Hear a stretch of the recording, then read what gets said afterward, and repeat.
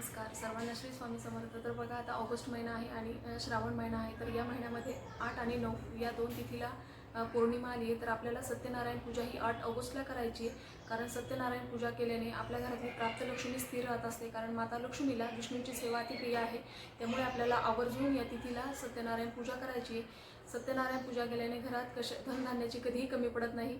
तर सत्यनारायण पूजा कशी करायची, त्याची उत्तर पूजा कशी करायची, पूर्वतयारी काय करायची याचे डिटेल व्हिडिओ मी आपल्या चॅनलवर दिला आहे। तर तोही नक्की बघा। आणि बघा, सत्यनारायण पूजा केल्याने आपल्या आयुष्यामध्ये नक्कीच सकारात्मक बदल होत असतात। कारण या पूजेने माता लक्ष्मी आणि विष्णू यांचा कृपाशीर्वाद आपल्यावर राहत असतो। तर ही सत्यनारायण पूजा आपल्याला श्रावणामध्ये करायचीच असते। श्रावणामध्ये जर कोणी केली नसेल तर आपल्याला आवर्जून श्रावण महिन्यातल्या या पौर्णिमेला म्हणजेच 8 ऑगस्टला सत्यनारायण पूजा आवर्जून करायची आहे। सत्यनारायण पूजा करताना शक्यतो ती प्रदोष काळात करण्याचा प्रयत्न करा। जर प्रदोष काळामध्ये शक्य नसेल तर तुमच्या सोयीनुसार तुम्ही दिवसभरामध्ये ती कधीही करू शकता। सर्वांना श्री स्वामी समर्थ।